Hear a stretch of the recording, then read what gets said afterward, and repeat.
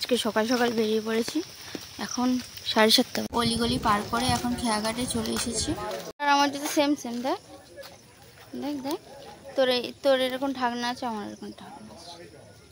দেখছিস? দেখলে তোর ট্রিকটা কেমন কাজে লাগলো।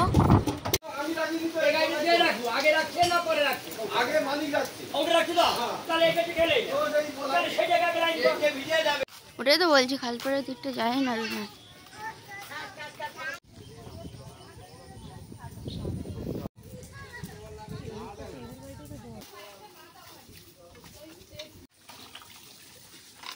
বাড়ির মাটনটা দুর্দান্ত হয়, কারণ মা এর দায়িত্বে থাকে।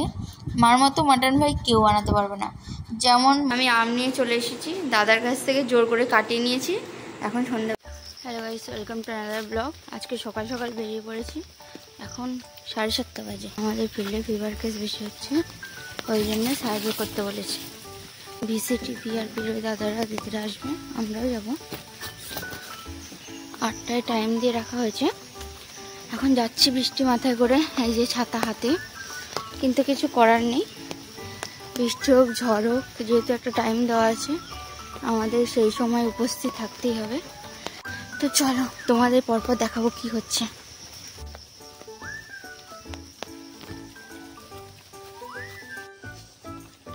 সব একটা গলি পার করে এসছি।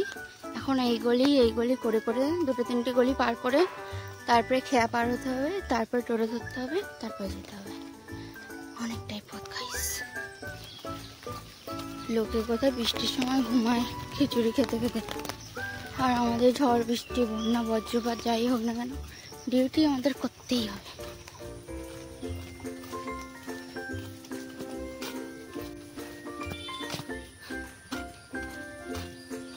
অলিগলি পার করে এখন খেয়াঘাটে চলে এসেছি। এই যে সেই নদী, যে নদী পার হয়ে আমাকে ওই পারে যেতে হবে, ওই পারে টোটো ধরবো। তো নৌকো ছাড়ার নাম নেই, দেখতে পাচ্ছ ওই পারে দাঁড়িয়ে আছে।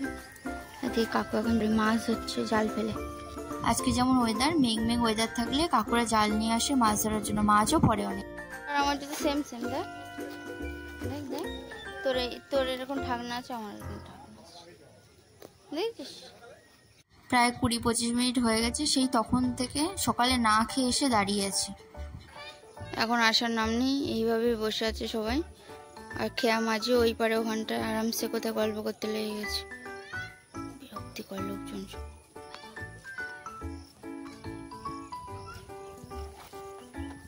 যখন থেকে এসছি তারপর থেকে কাকু 2-3 বার জাল ফেলা হয়ে গেছে, কিন্তু একটাও দেখি মাছ পড়ছে না।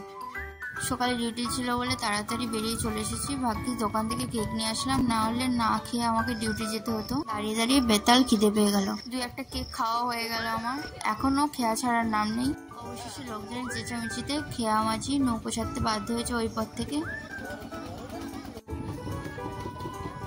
নৌকো তো এই পারে চলে এসছে, কিন্তু মাঝি একবার উপরে উঠে দাঁড়ালে আবার আধ ঘন্টা লেট করবে, তাই কোনো রকম সুযোগ না দিয়ে আমরা যে কজন এই পারে ছিলাম সবাই মিলে নৌকোতে উঠে দাঁড়িয়ে আছি এখন, যাতে মাঝি সঙ্গে সঙ্গে ছেড়ে দেয়। দেখলে তো ট্রিকটা কেমন কাজে লাগলো।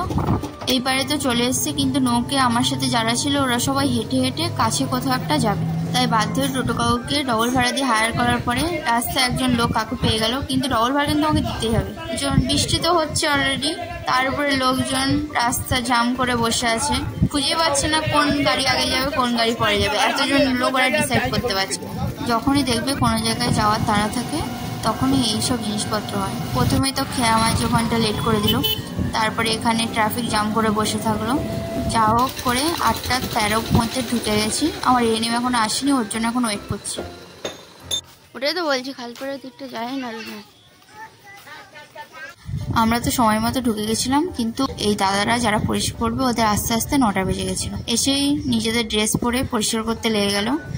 যেসব এরিয়াতে মানুষজনের বেশি জ্বর হচ্ছে তার বাড়ির আশেপাশগুলো একটু স্প্রে করে দিল, যেহেতু বিল বেশি আছে আর হাঁসফাঁস চড়ে ওদের ক্ষতি হতে পারে, ওই জন্য ওইগুলোতে স্প্রে করেন। বাড়ির চারপাশগুলো স্প্রে করার পরে এখন ওরা ড্রেন পরিষ্কার করতে চলে এসছে। সব আগাছাগুলো কেটে নিয়েছে, কেটে কোদাল দিয়ে নিচে মাটি ময়লা যা জমে আছে ওইগুলো তুলছে। এই পাশের ড্রেনের অনেক ময়লা মাটি পরিষ্কার করার পরে ওরা এখন রেস্ট নিচ্ছে।